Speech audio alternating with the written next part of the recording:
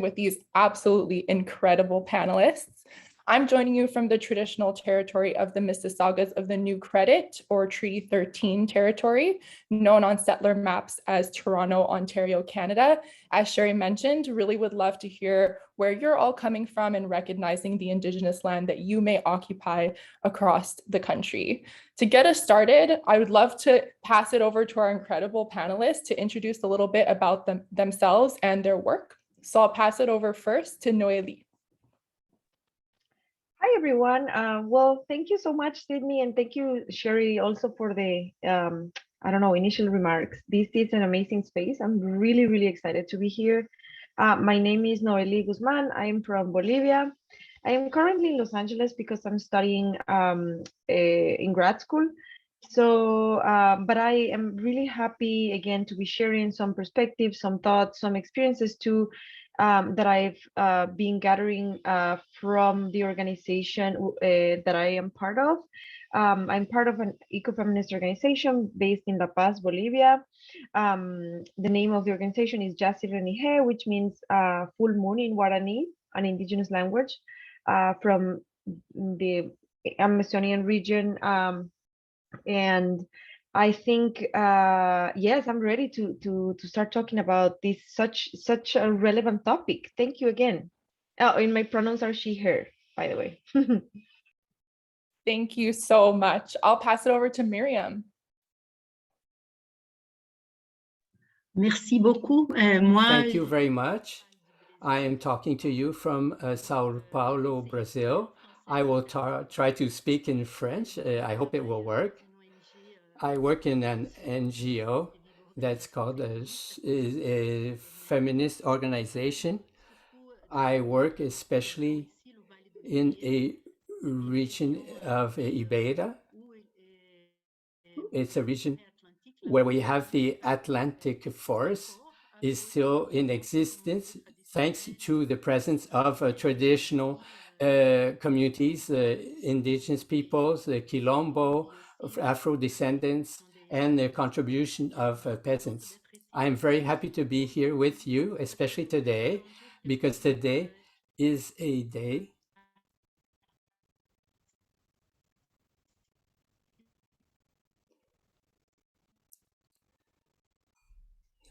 sorry, the sound is breaking up.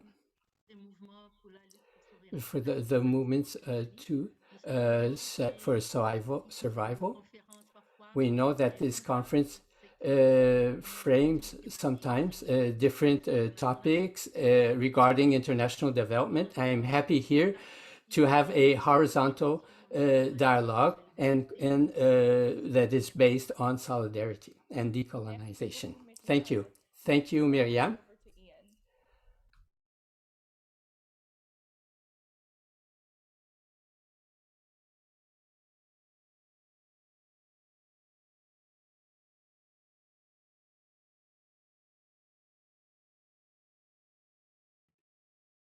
Ian, I believe you're on mute. Are you able to unmute yourself and introduce yourself?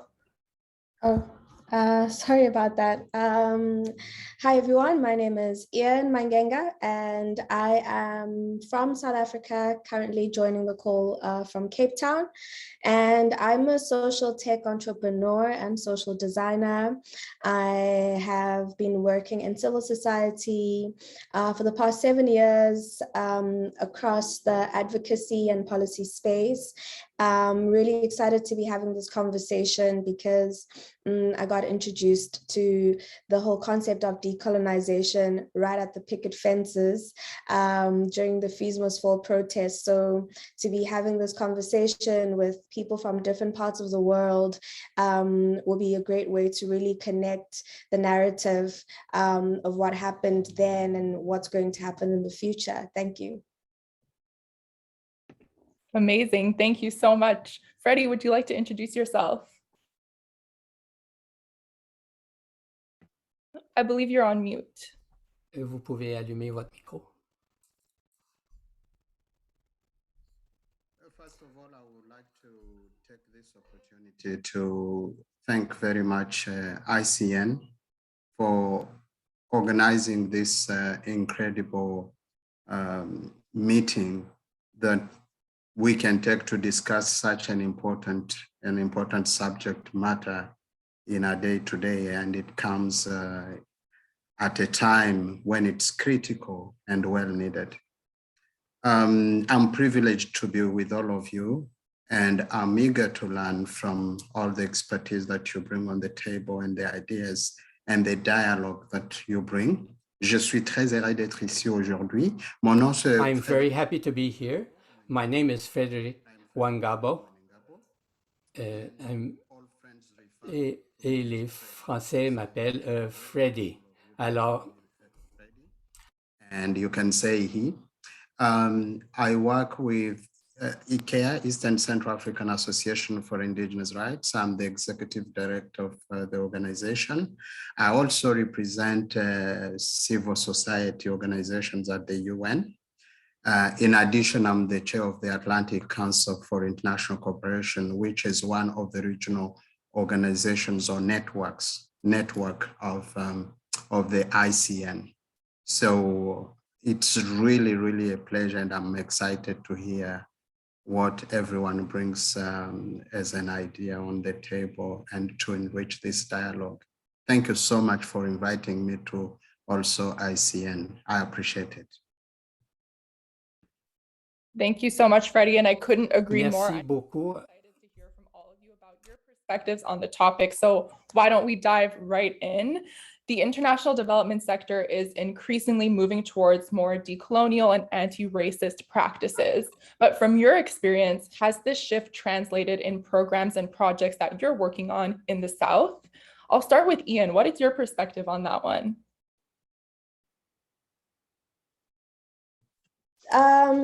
Thanks, Sydney. So I'm a bit on the fence on this one. So while I work for an organization that receives grants from the international community and can see that there's a lot of shifts happening in how these grants are distributed in African countries, I also want to begin by asking, who exactly are we referring to by the international development sector?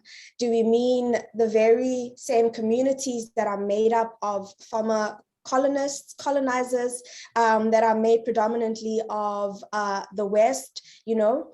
And I think it's rather convenient for us in these woke times, it's convenient for us to believe that there is a shift happening. But if we look at the past, it took 100 years to colonize Africa, and I'll be speaking mainly from that perspective, right? From 1884 to 1994, the same communities that occupy and hold most power in the international development sector played a very central role in stripping Africans of their dignity and a lot of other things. And today, as it stands, Africa still has the largest poor population, still has the largest number of least developed countries, the largest number of least developed economies. So as much as I want to believe that, yes, there is this shift happening, what I'm mostly interested in is finding out what are, or being more critical about the links between the international development sector and post-colonial Africa today. You know, what are the links and how are they undoing the wrongs, this ominous shadow of colonization, which is so heavy to get rid of? So for now, I think I'll keep it at no. Thank you so much. And I think as someone who is part of the forced African diaspora, or descendant of enslaved people, I can definitely relate to that messaging. And I'm sure we'll dive more into it a little bit later, but I'll pass it on to Nohely to share her perspectives as well. Awesome, thank you. Oh my gosh, Ian, it's so energetic to hear you say that. I completely agree. I think this is a very complicated question. I do think that it is very convenient to want to think and want to believe that there is like a move towards decolonization and decolonial practices. But I think I would ask, what does it mean to decolonize too, right? Like, what does it actually mean? How do we know about how is this being enacted? And I think of what Ian was just saying, and I wonder if we are even ready to talk about a post-colonial world. Like, are we? Like, seriously? I don't know.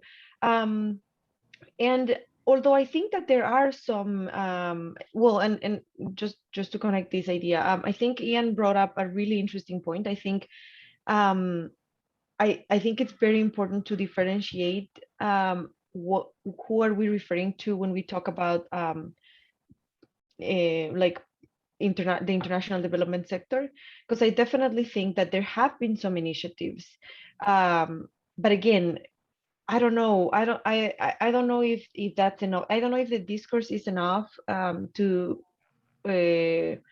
actually think and enact decolonization, because I do believe that decolonization is a process that is like enacted every day, and I don't know if that's enough. And I also feel that I remember that Sherry was mentioning in her initial remarks, she was talking about reconciliation, and I think, I don't know if reconciliation is even possible in a context in which underprivileged communities are still being dispossessed every day, right? Like, and so I don't know if I would say that that the colonial practices are being like enacted and set in motion at this time.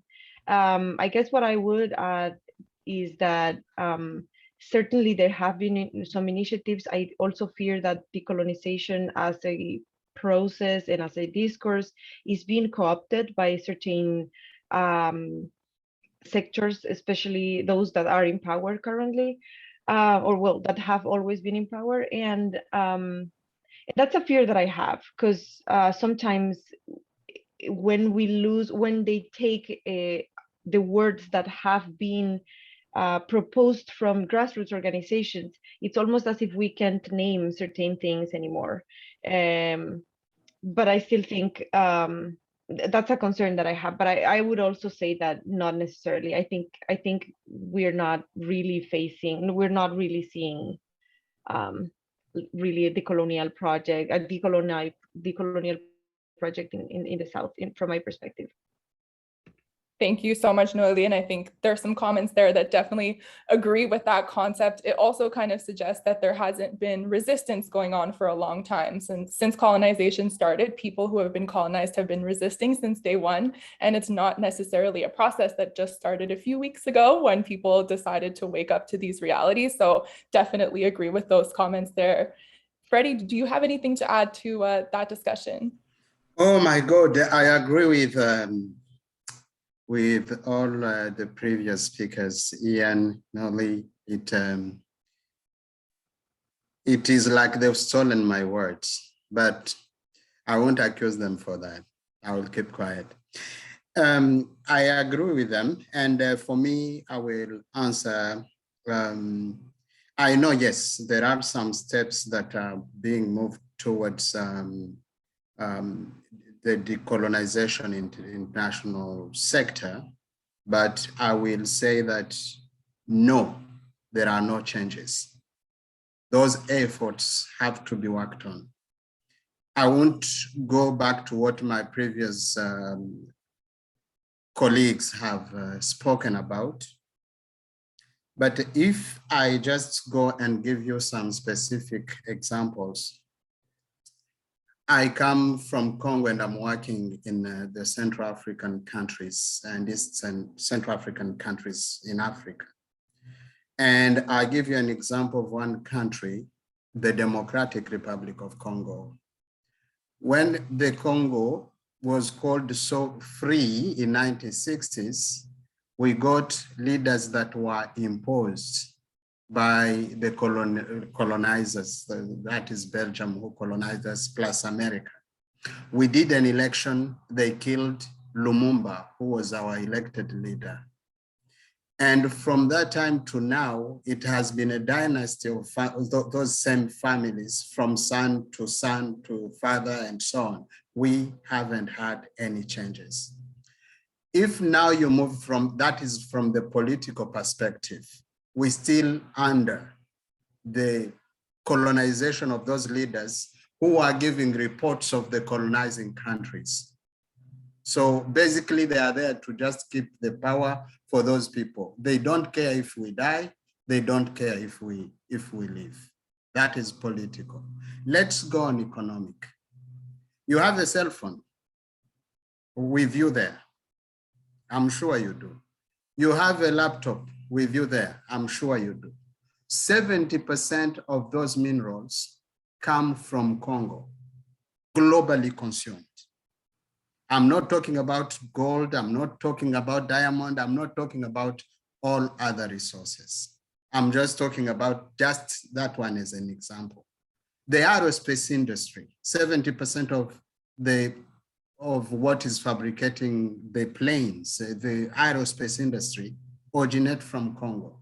The materials we're talking about, environment, working on our environment, what will be making those batteries for those cars that will not be using gas?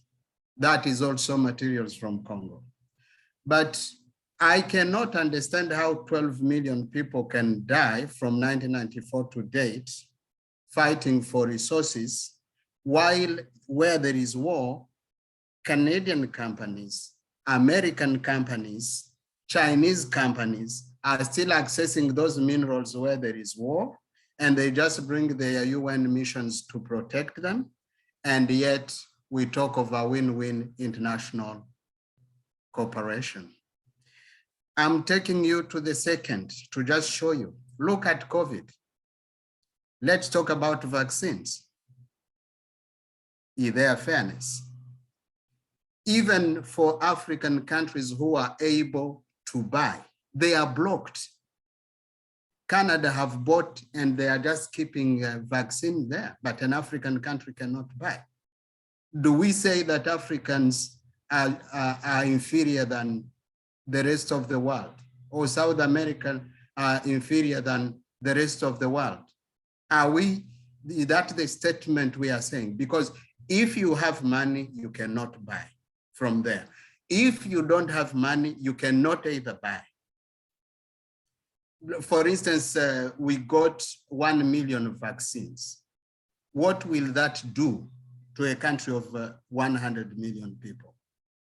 Let's talk about funding to organizations like my colleague Ian said.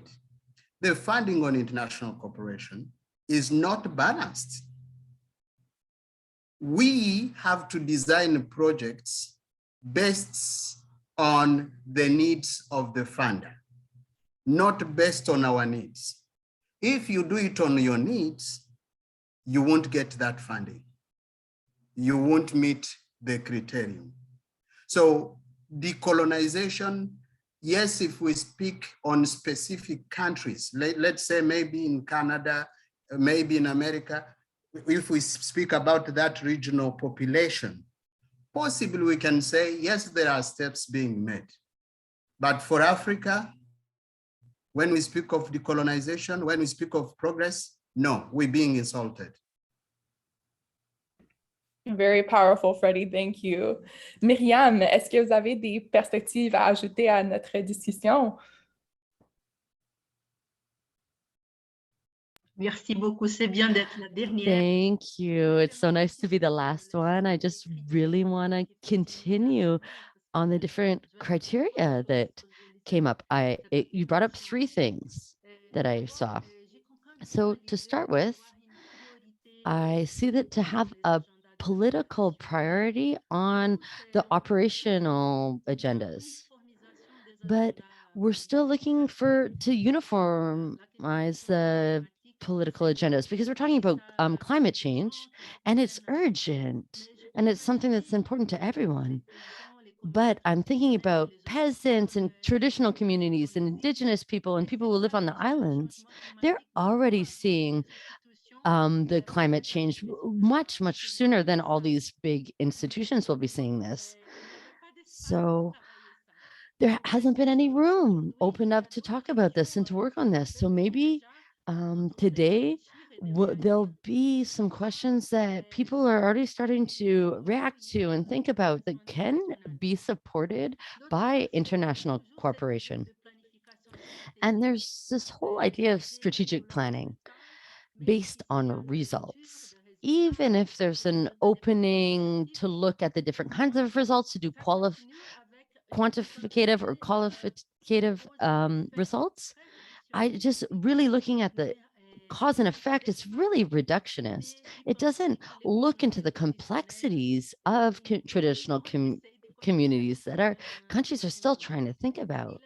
So, and then the last thing that I was thinking about right now, and how Freddie was speaking about the mining companies, we are very worried about mining companies that mine for data, how these information gathering, and there's so much used in strategic planning, and what information are they mining?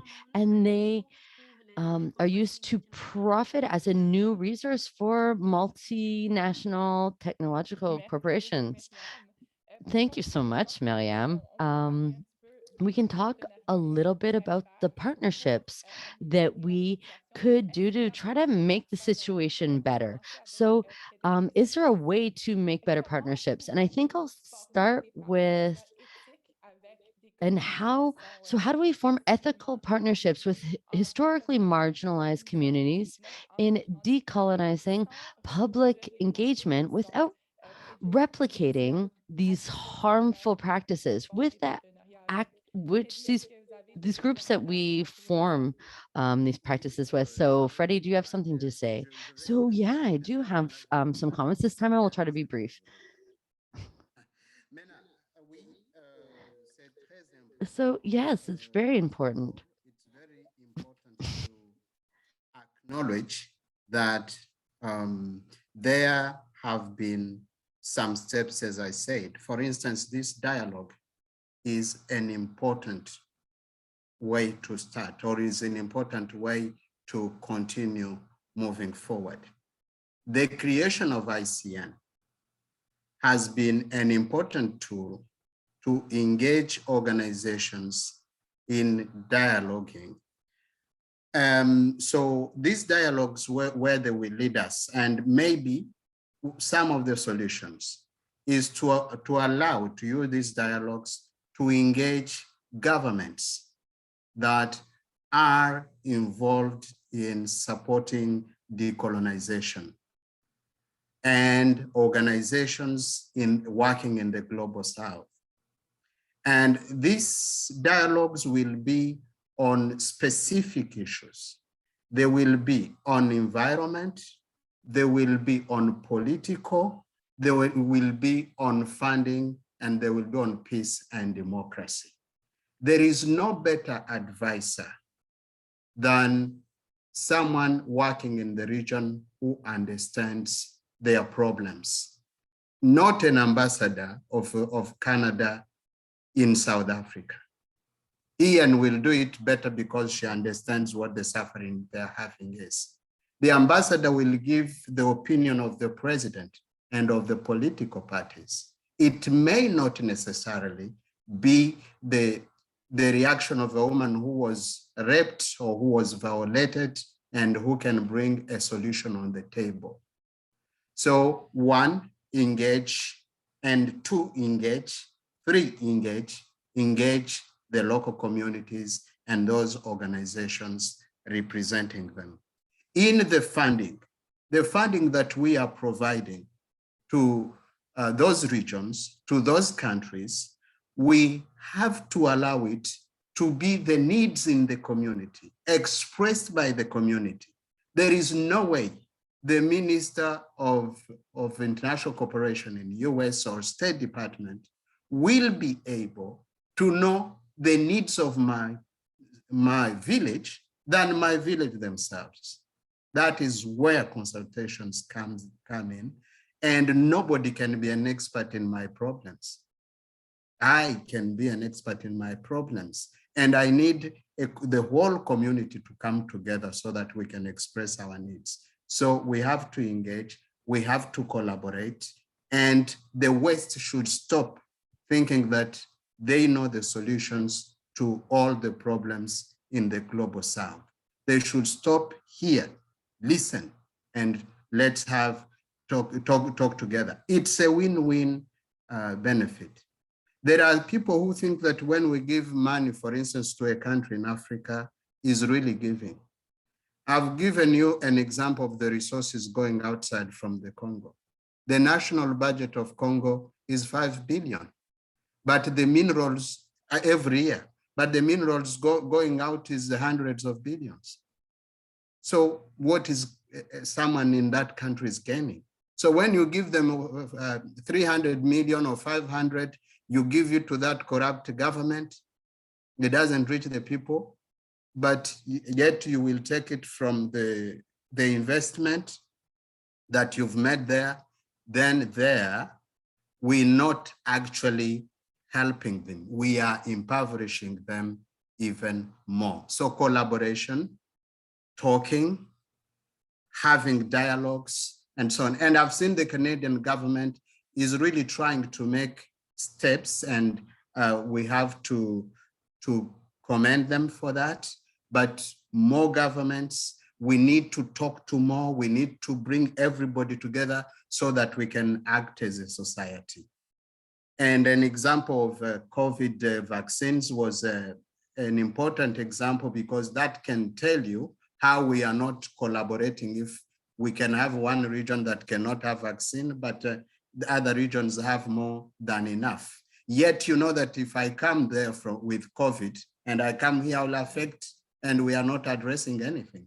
Poverty in Africa can create poverty in Europe. Poverty in Africa can create poverty in Canada. So we need to work together. Absolutely. Those are some of my solutions. Okay. Definitely. Thank you so much. I think, yeah, speaking to those partnerships a little bit more, maybe I'll pass it to Ian. Do you have any thoughts around forming those ethical partnerships and really leveraging public engagement for that decolonization process? Yeah, so Nohely spoke about how decolonization is a process, and I agree 100%. I think what makes it different though from colonization is that colonization as a praxis was much more aligned. You had both the theory and the practice working together to achieve this goal. And it's still in that way, it was that way in its neo-colonial form, and now in what I like to think of as the post-neo-colonial phase, right? The issue with decolonization, though, is that the praxis is not so strong because it's very heavy on the theory and not so much on the practice. And I think the reason for that is because the burden of decolonization still falls heavily on the colonized, right? On the global South. You see it all the time with, you're saying this just now, Sydney, that people never stopped resisting. You'll never see, it's always the same group of people that are resisting, you know, from time immemorial. And the ones who sit in places of privilege, as much as they write books about this, as much as they believe in the injustice that is happening, you know, they will not take it upon themselves. So as far as partnerships go, Miriam brought up, Nohely spoke about how these causes are co-opted. And I do find that the international development sector also falls prey to piggybacking off buzzwords, you know, like decolonization. It's very cool to put it here and there and there. It's very cool to, you know, put innovation here and there in our speech and our language. But what does it actually mean on the ground? One example I want to pull closer is around climate change, because Miriam brought it up earlier. When you look at climate change, a lot of activism is expected from communities such as DRC, the Global South. these are communities whose contribution to climate change is so small compared to imperial states who a single state contributes so much, and the same states have still not ratified various agreements, you know, so that they can stop with these emissions. So that's just one of the examples. Another, and I want to use very simple, accessible examples, you know. Another example is with the circular economy.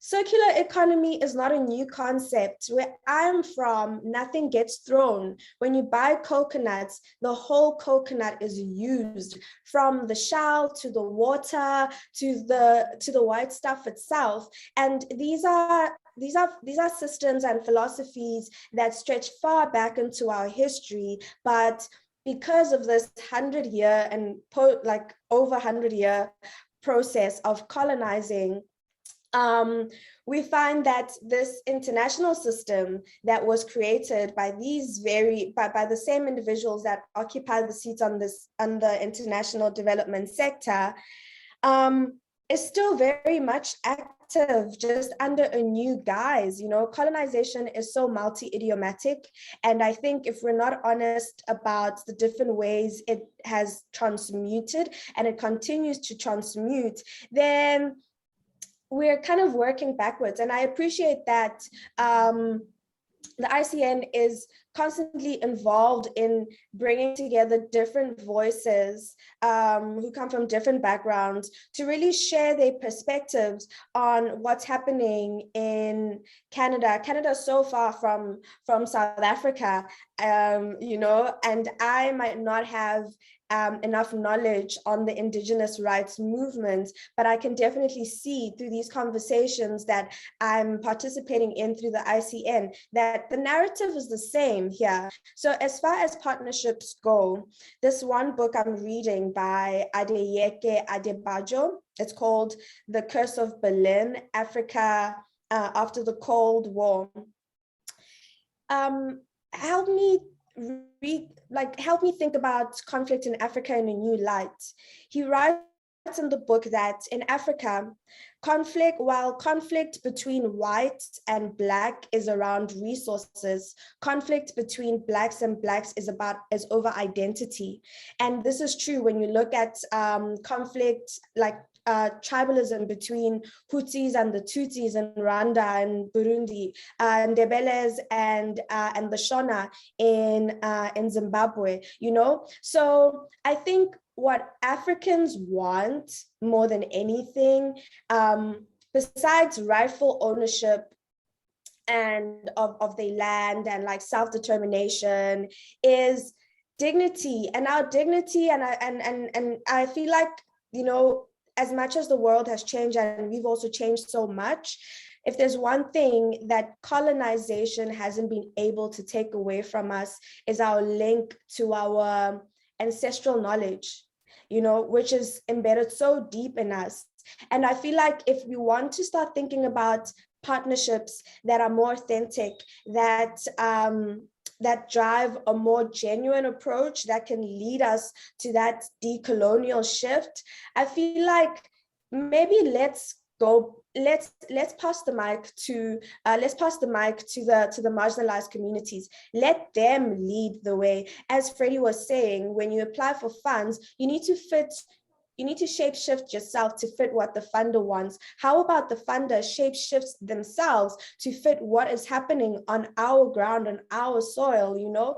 And I feel like that is one of the first places we could start, just really saying, okay, let's get rid of the different systems that we have created. What systems would work for you in your community right now? Amazing. Thank you so much for that, Ian. And it's interesting because we talked a little bit about this yesterday with some of the panelists. Some really interesting partnerships come from, you know, joining Indigenous and Black folks who are living outside of the Global South to folks who are in the Global South and having those conversations instead of continually being kind of these settler governments that are having conversations within the global South. I think that that's a really important and innovative way to make these partnerships work, is giving that power over to people who have been traditionally marginalized, both within the settler state and outside of it. So really appreciate those comments. Je passe à Miriam. Est-ce que vous avez des Miriam, do you have any examples of partnerships that have worked or ideas regarding this conversation?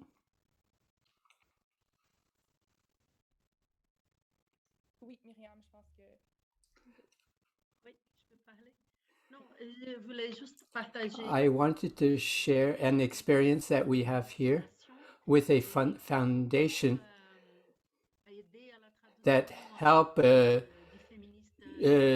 to develop the Black feminist tradition, feminism in the U.S. And one day there was a lot of people that were listening to Angela Davis. I like to come here and be with you. And you have writers on this subject at the beginning of the 80s who talked about classes, sexuality, and races. So she was intersectional before the appearance of the term. I think that the translations are important to create this dialogue that you talked about. But also it's interesting to invite people to talk about their own experience and write about it. And this foundation decided to organize, set up a book with the experience of the social movements. And we were invited to write an article with the Quilombo women with whom we work. And it was an exercise for us to write with them. And in fact, and we talked about the preto gays, the blacks and Portuguese. We don't want people to limit themselves with formal language and listen to the people in their own language. And so we wrote together, and after this, the Quilombo woman wrote other articles herself. So this is something that I want to share with you. And this process of exchanging, of writing between the peoples of the South and the support of social movements that already do this, we have to listen to them, and we have to invite people to write their own experiences in their own words. And I'm absolutely in agreement with Ian with this ethical commitment to keep the words and all the issues that without avoiding the conflicts in power relations that are involved in that. Thank you very much, Miriam. Anything to add around your experiences or any comments you have around those partnership pieces? I think they have covered pretty much everything, but I would add that I definitely think that we need to talk more about the cooptation processes, not only from the international sector, but also from the governments. And I think that's important because it determines the extent to which we can not only build something with the communities, but also the ways in which we're going to build those connections, and with whom we're going to be talking, who's going to set the agenda. I think that's very important. I also would like to go back to what Freddie was mentioning just for a second there, and I think it's a very important reflection about the power imbalances, right? Freddie said in the previous question, asked, can we talk about a win-win, say, trade agreements? Can we really talk about a fair, just, and horizontal, frankly, and transparent relationship between the international sector and some communities, and even ourselves, like our organizations, right? Can we do that? And finally, I think it's important to ask ourselves, how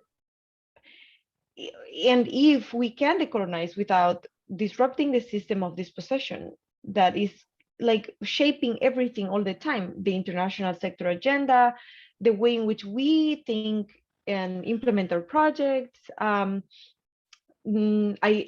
think this is relevant, especially because I've seen lately that some organizations love to mention, oh yeah, we're funding, I don't know, like say Indigenous communities, and we're open to all these amazing on discourse. It's amazing, right? It's an amazing space. But once you are there, once they try to actually access to those resources, turns out these spaces, or in this case, these funds, for example, operate as bottlenecks that don't allow them, or actually prevent them from getting the resources they need. And it's interesting because in that makes me wonder to what extent really we are helping, even our organizations, right, are helping and allowing them to build the underprivileged communities autonomy. To what extent are we actually being helpful, or are cooperating towards, I don't know, like yeah, implementing the projects that matter to them. I definitely think that listening is a key part of being able to, I don't know, like create different spaces with communities. I think sometimes we talk too much, and I think we could have even the best intentions, but frankly, it's very important to actually let them do their thing. Like they are the ones who are gonna implement the projects. They are the ones who should really set their agendas. And I mentioned all the things that I was mentioning earlier because I really think that even the funds that are trying to promote decolonization and that are supposed to support these processes are so bureaucratic, are so inaccessible, and are so just like, I don't know, it's really frustrating because I've seen personally friends like trying to file and fill out forms to apply to certain grants and actually work on certain things that would change, you know, the dynamics in their communities. But once there, it's not happening, you know, it's not happening because it's and that takes me back to the systemic point. Like, can we really decolonize? And what does that look in a context in which that is embedded in such huge inequalities, in such like complicated and frankly very entangled dynamics of injustice? And I don't know, I mean, yeah, I think I would leave it at that.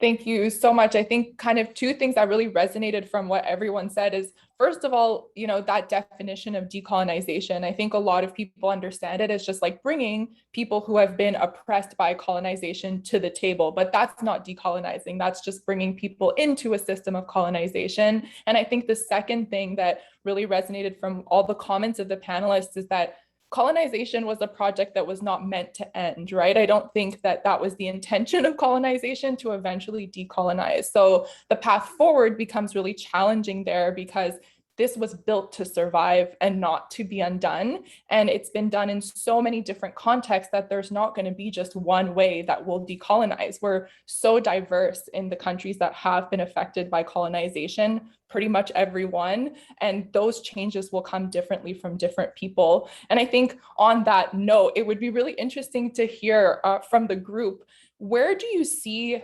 opportunities for action in your context around actually either defining or moving towards decolonization? Are there things that are working that you see that we could do more of? And what would you kind of leave the audience today with an action that we can take or support within our community? So I'll maybe start with Ian on this one. What are your thoughts on that? I'm going to be really short. As a digital native, lucky to be one. As a millennial, I'm so proud of what the Gen Zs are doing, running with the internet, literally turning this huge globe and, you know, turning it into a global village. And as much as the digital gender gap is still a problem and a lot of the people in Africa still remain unconnected, I believe that for the first time in a very, very long time, there's an influx of difference. There's an influx of different voices from everywhere. And I love how young people were using the internet. I love how it's easy for me to connect with Nohely, who's Bolivian and is living in the States, and we can quickly find what connects us. So I think but with that in mind, I'm not saying that the internet should be our only tool, because it has a lot of dangers as well with fake news but I do think that it is something that we can enhance. We can work together to improve, to make sure that things around public engagement, public participation are improved, instead of what has been happening all along. Thanks. Amazing. Thank you so much. Miriam, est-ce que vous avez des commentaires à propos des actions qu'on peut prendre? Miriam, would you have any comments regarding the actions that we could suggest to the group today regarding decolonization? Miriam, je pense que... Oui. Okay, parfait. Non, Yes. First of all, it would be to support the communities that are resisting, to keep control over their territories and knowledge, and open these territories that are managed by these communities in other spaces. We talk a lot about the indigenous peoples' territories who are threatened right now. There is a strong struggle against the attacks at the legal level and at the day-to-day life with the minors that come in their territory. But we have to think about the people who are in the cities and how they can organize their territories based in their neighborhoods, their communities. And this has we have the issue of private property that is related to decolonization. And we had a short conversation in which Nohely talked about very interesting things regarding time and temporality, because we talk about the dialogues, horizontal dialogues, but we impose a time on the communities. So how can we be and live the time of the communities with their own works and their own dynamics, and develop ideas and agreements in our agendas and the struggles that we will lead? For example, the indigenous people say, I don't have a clock. We want to have a meeting without an agenda, without a specific time for each item in the agenda, so that we should let the communities develop, use their ways of developing their ideas and their actions. I think we can learn a lot from them. We have the feeling that here that it's the Quilombola, the indigenous peoples, the traditional communities that have the possibility of getting us out of this very complex situation, at least here in Brazil, if not everywhere in the world. Thank you. Oh, another thing, I think it's important that we talk about the inseparability of the rights.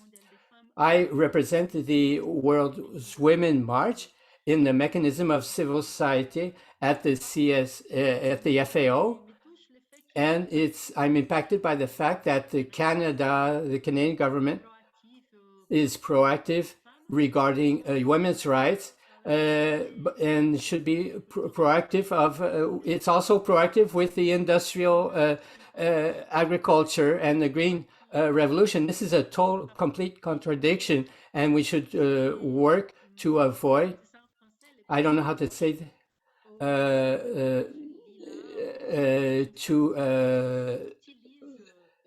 purple washing people who use women's or the rights of women or the rights of indigenous people and work with a community and do things that are interesting with one community, but at the same time,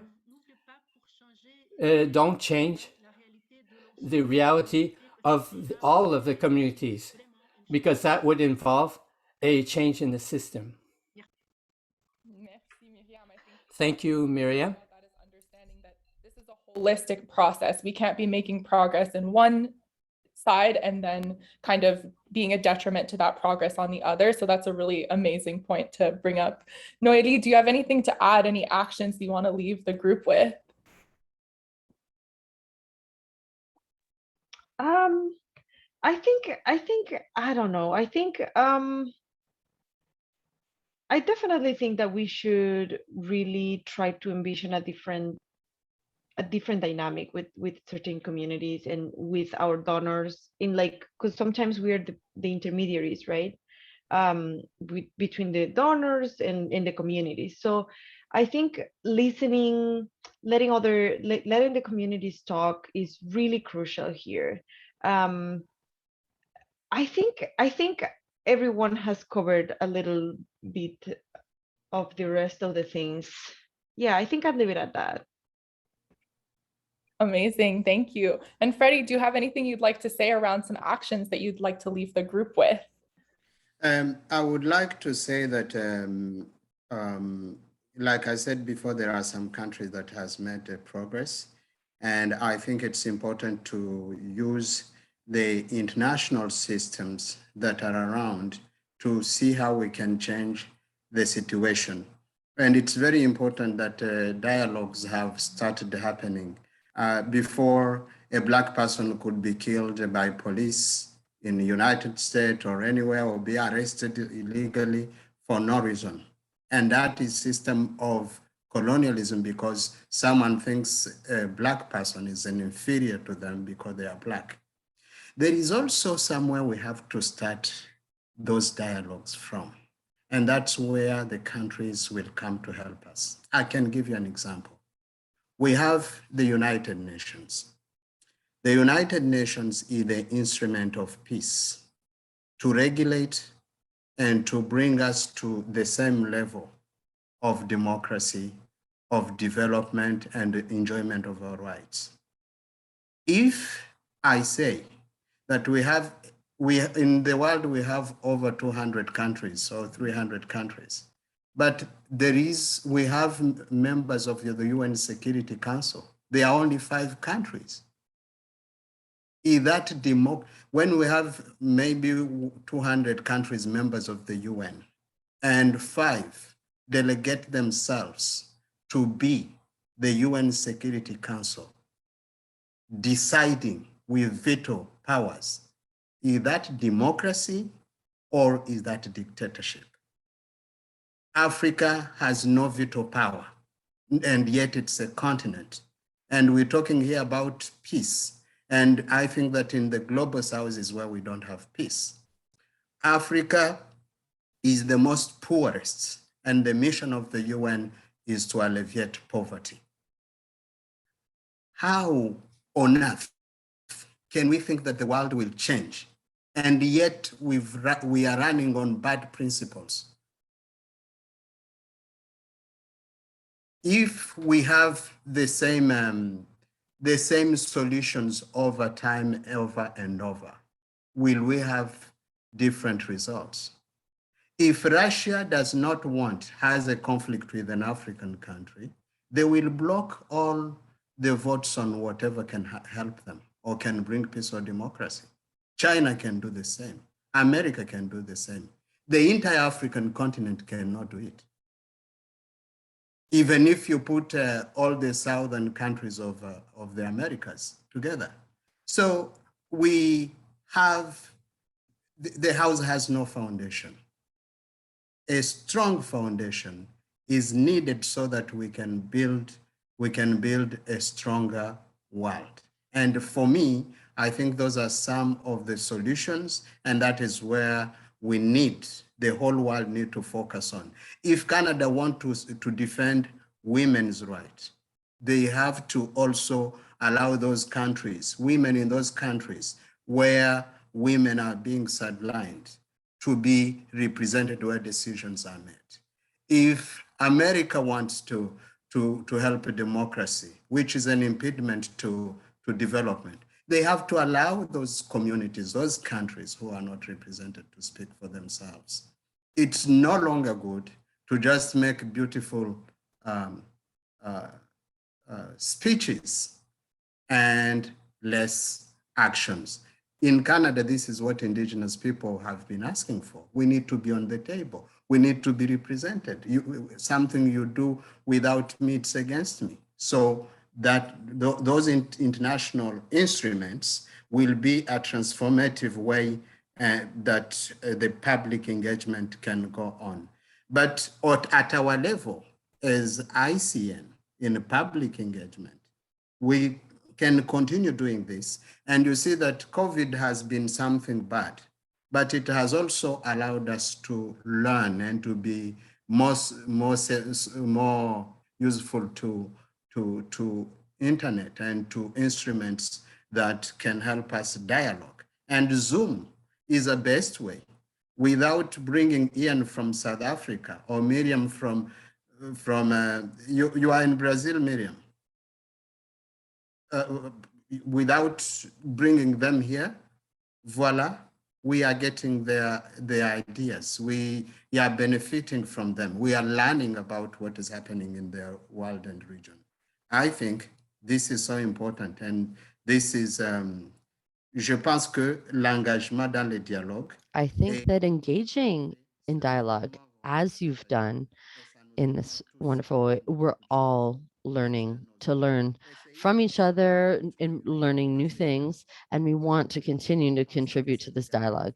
And so maybe today we'll see it as very negative, and we are bringing up negative points, and we're showing the reality that exists. But I really think from the shadows, we're seeing the light, and that we will be able to follow and create light for the world with this dialogue. So thank you so much, Freddie. In that as well, because I can see in the chat that we have some calls for systems change, kind of changing those power structures to really allow for those spaces to be open and actually yield power for those communities instead of just being a tokenizing experience or something along those lines. So I really thank you so much to all of our panelists for really diving deep into this conversation, and more importantly, for having a critical conversation around this, because I think if we don't speak about the truth and our true experiences, it's really challenging to move these things forward. As you've all said, we have to be really honest about where we are in terms of progress. We do have a little bit of time left, so it would be great to take some questions from the audience who's still here. We have a few already in the chat, but also encourage people to put their questions into the Q&A. And one of them is really interesting, and I think something that we touched on a little bit, but haven't really dived deep into, but what is the difference between kind of the approaches to decolonization and those participatory approaches that have been talked about in development for a long time? Does anyone from the panel have anything to speak on around that difference, or whether it's really just an extension of those practices? Ian, it looks like you have something to say. Yeah, I'd like to try myself here. I think the difference is that the dialogues that happened during colonial times, and I'll say maybe in like pre-1994, were about integrating marginalized communities into an oppressive system still. Whereas with what's happening here is we know the other alternative, and that's where we're not trying to go. So we have a better idea of what the future looks like. Whereas in 1994 times, we didn't have an idea of what integration would look like post these 100 years. It was more of, I know in the South African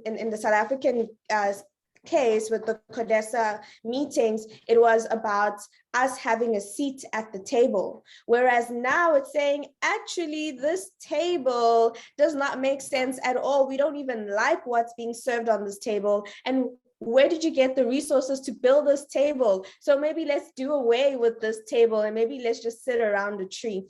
I know, I hope that analogy works. I love that analogy. And I think that that's a great way to think about that, a complete reimagining of the system, right? Not just trying to bring people into a system that doesn't work for them. We have another question here that just came in, and maybe one of the panelists would like to touch on it. Oh, sorry, Freddie, it looks like you have. Can I add on that question? Because I find it very important, and I like the answer that Ian has given. You know, when a woman or a person is coming from a very, very abusive relationship, they are traumatized. Or when a child comes from an abusive relationship, they are traumatized. They have no time to reason. They have no time even to see what is happening. And sometimes the person making them suffer, they can think that they are their own saviors at that time until they have the time to digest. So it's that time of us when we had the first dialogue with colonizers for freedom. And by the way, it was not a dialogue, it was fighting. People fought for it, people died for it, people were cut hands for it, and people were imprisoned for it.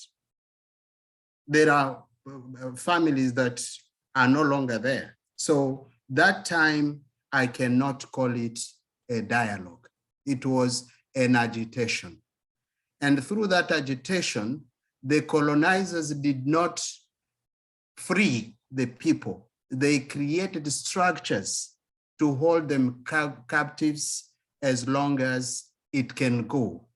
And that is why we're still here today.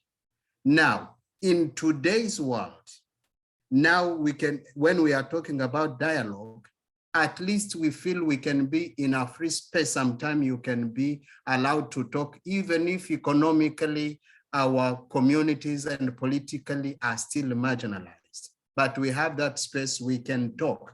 And it's not yet come to the dialogue until people are completely free. Because when you see we have a president, for instance, we are not free of him. He's part of that system that was created. You cannot just come from any community in my country and say, I will lead, even if people want you, even if they voted for you, nobody will give you the votes. Last time we had an election, the former president Kabila had to give the son of his friend, Kisekedi, power, who only had 13%. And the one who got 60%, 65, did not. But then that dialogue is with the communities. So I think this is the time for the dialogue, but for me, in my reality at least, I don't believe we have had a dialogue with the colonizers. We were agitated as they were agitated and creating a machine to keep us as we are. Amazing. Does anyone, Miriam or Nohely, did you want to add on to that discussion at all? If not, we have some other questions as well. Yeah, I think what Freddie has been saying all along this conversation is just so key, and Ian the same. I mean, I think there's a historical debt, and I think that's a debt that we are carrying, and that, yeah, marginalized communities are carrying in their bodies. And it's, I think, sometimes easy to think of, or rather to talk about reconciliation, to talk about, in a way, an idea of compensation. But I really think that colonization is a thing, it's so complicated, and it has, I don't know, I think it's really important to address that it is a historical debt, and only through the lens of that, we will probably be able to start imagining even, or reimagining what the future could look like. Otherwise, I think it's mostly just sort of putting band-aids on top of a damage. And I think Ian made it very, very clear when she was with her analogy. So I think it's, yeah, I think that's what I would say.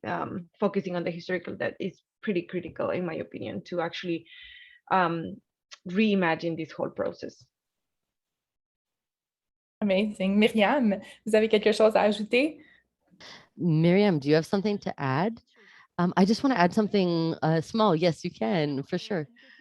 So I just wanted to talk to bring it back to the technology that we've been using, and just to be around a tree is not the same, because to be able to support alternative technologies, the things that different platforms that don't have or free ownership events, right? That are, we use these like Zoom that's been so developed, but some of us who are trying to decolonize the world and we're on va aider dans ce sens d'une communauté qui construit une connaissance, une communauté qui construit une technologie. Communities that create knowledge and create technology. Maybe they're not experts in digital things, but it's supporting people to be able to meet problems and find solutions to these problems. Maybe just for our last question that we'll share with the group is, since we're not really in a place of defining what decolonization is or what it looks like in this context, what actions can we take, or what actions would you recommend that organizations who are listening here could do as a first step towards kind of in public engagement, in communication, really centering a decolonial approach? Does anyone have a recommendation to give to the people who are looking for something that they can do after this?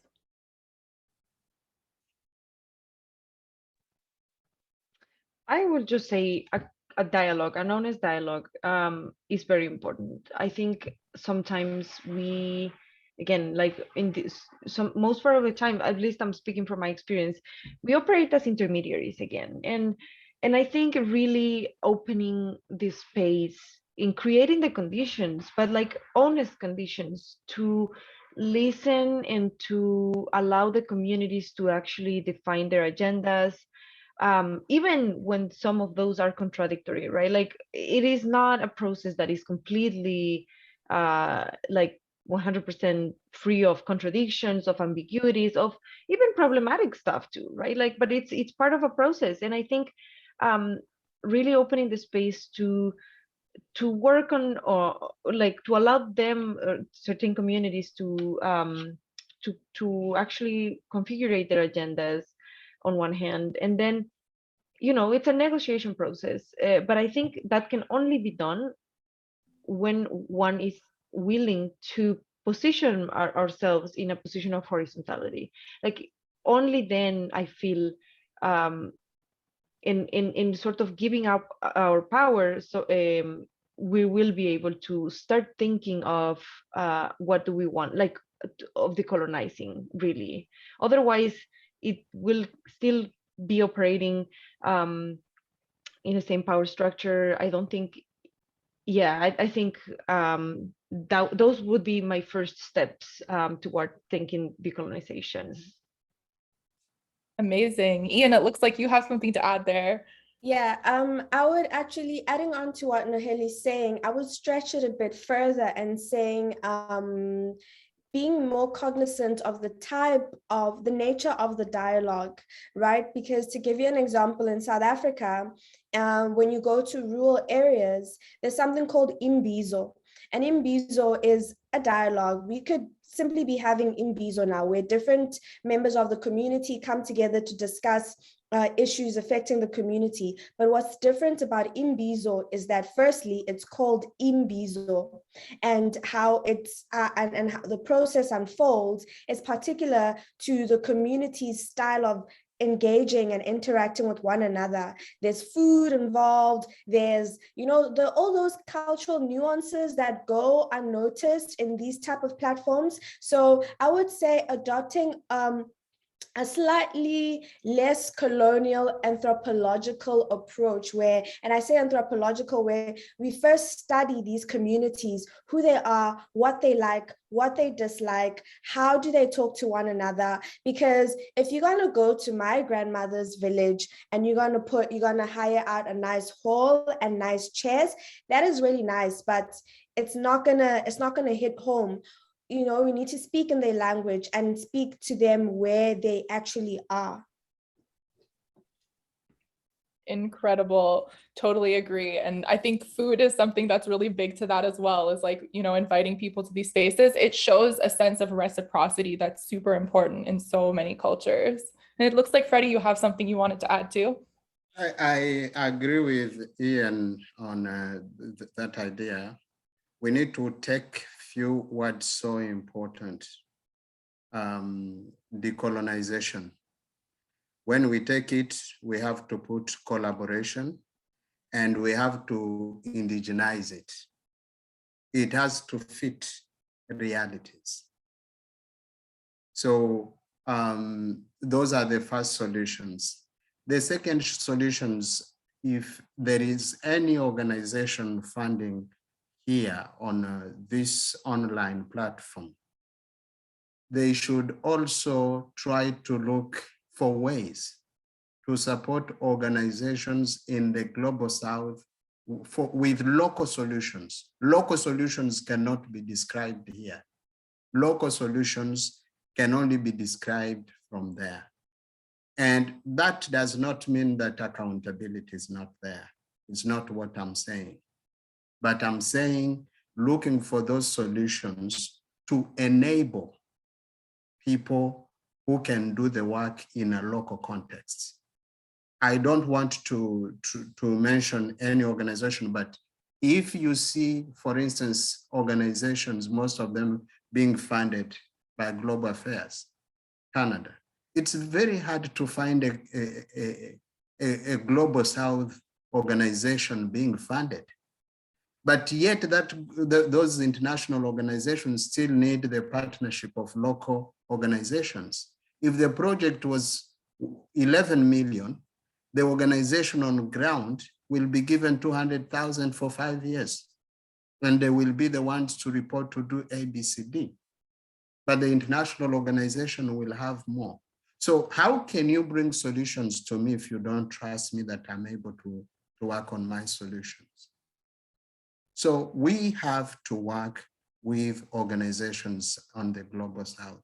And we don't have to let them just use our vocabularies, innovation, let's say groundbreaking and so on. Let them use what fits them. I can come to your house and you will cook for me a very good meal, but if I'm not used to it, it will still give me, I still have bad je vais souffrir dans mon ventre parce que ça va me faire du mal. I'm gonna suffer in my stomach, even if the food is good. Let me use what is near to me. Local solutions is the way to go. But collaboration, indigenizing, and decolonizing. Then decolonization, we can find a solution. And we have also to work on institutions. As I said, we don't have to stay on bad premises, wishing that anything will change if we are on bad premises. For instance, if the former US president decided, Donald Trump, to say that the whole Africa can be on fire today, and he has that power through the UN, he can do it because no African country can stop him. He has that power. So there is no balance. We have to have a win-win. Absolutely. And Miriam, did you have, est-ce que vous avez quelque chose à rajouter? On a juste quelques minutes. Donc Would you like to add something, Miriam? We still have a few more minutes. Oh, thank you. I see. We have in the chat is a discussion on indigenization and decolonization. I don't think that it's one without the other. I think that they go in the same direction, and they're processes that can be simultaneous. And there are several ideas regarding this. I also saw there's a question: how can we leave a colonized subjectivity? And this reminds me of Frantz Fanon, who talks about the fact that the race was created by the white man, that he was projected this idea on the others. And so I think that it's important for indigenous communities. We have to humanize them and not fix them in a picture. And I think that the other thing is an experience is to live with this. I think that it is stronger. We are in solidarity missions.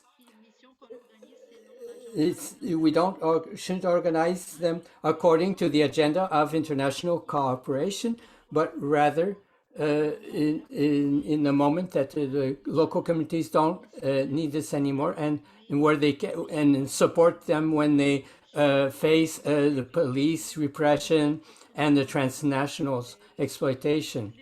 And so everything that resists shows that something isn't working, and we have to develop solidarity in the resistance. It's as if living this allows us to imagine, to resolve the emergencies, to eat, to drink water, and in the emergency can emerge a new society. Thank you. Thank you, Miriam.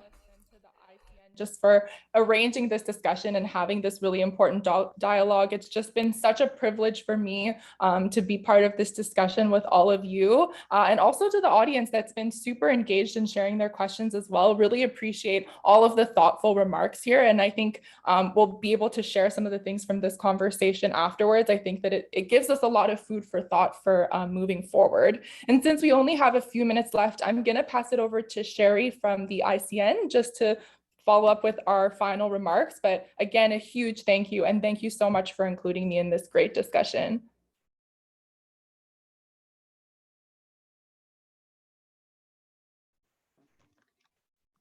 Thank you, Sydney. Yes, thank you, everyone. This has been a really engaging and interesting discussion. Sorry, I've been listening to the webinar in French, and I didn't know if I could hear myself speaking in English and hear the interpretation in French at the same time. Sorry. So I'm good now. Yes, thank you so much to our panelists, Nohely, Ian, Miriam, and Freddie. You've given us a lot of things to think about critically, and to really, I hope I encourage everyone to take, what stood out to you back to your communities and continue these discussions. And like Sydney said, yeah, thanks for engaging in the discussion through the chat, everyone, and for attending today. Thank you for moderating, Sydney. It was really fantastic.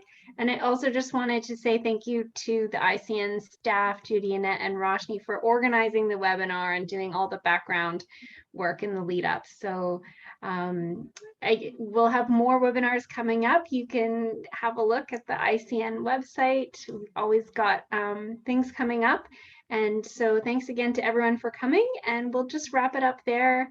Yeah, it's been a great discussion. Okay, see you next time at the next ICN event.